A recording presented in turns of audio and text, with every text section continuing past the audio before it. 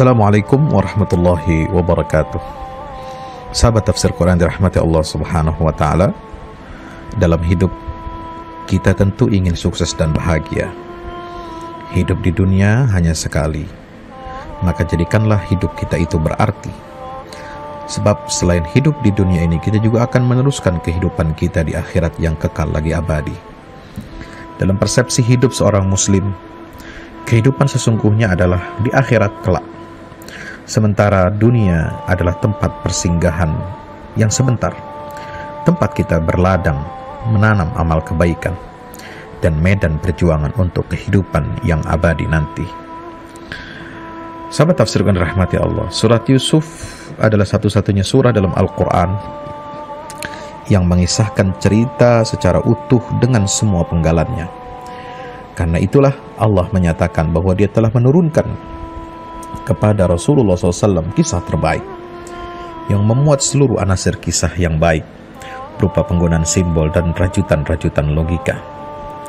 Surah ini dimulai dengan penggalan mimpi Yusuf dan berakhir dengan tafsir realisasi mimpi tersebut. Idh qala Yusuf li abihi ya abati inni ra'aitu ahada asyara kawkaban wasyamsa wal qamara ra'aituhum li sajidin.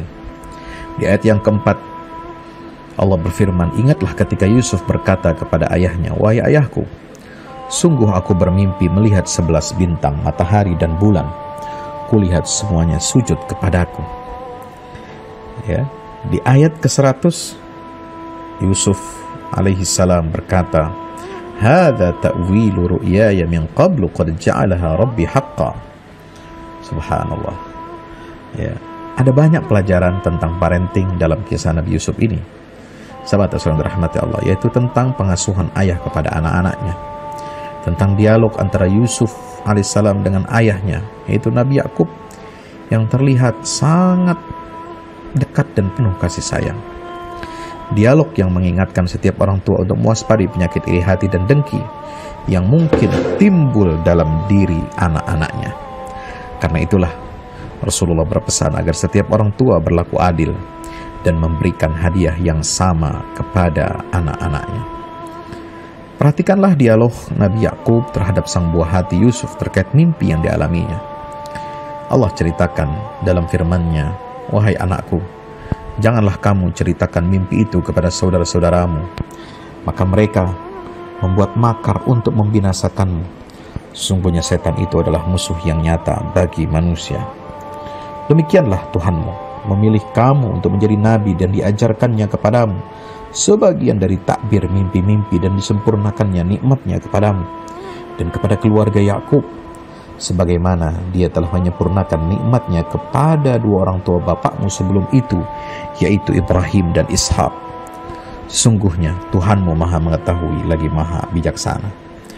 Ayah yang sangat dekat dengan anaknya akan melahirkan kepribadian yang tangguh.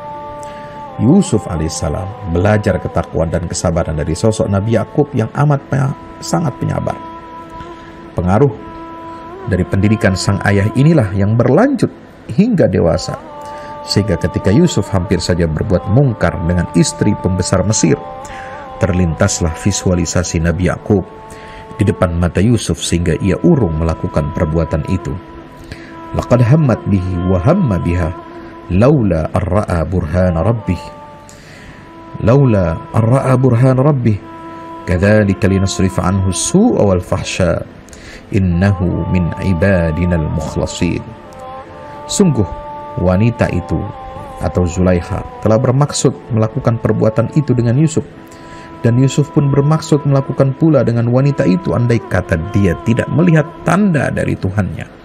Demikianlah agar kami palingkan daripadanya kemungkaran dan kekejian.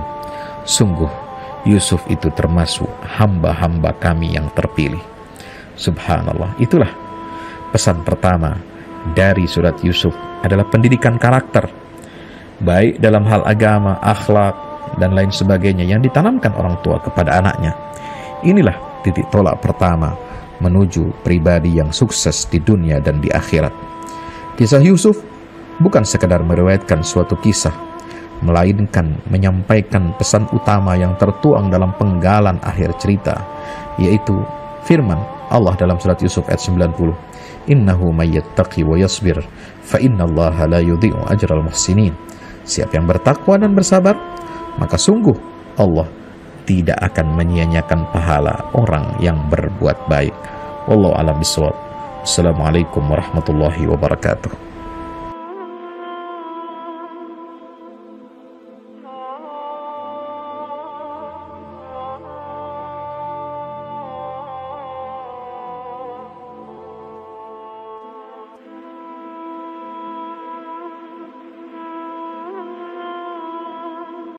بسم الله الرحمن الرحيم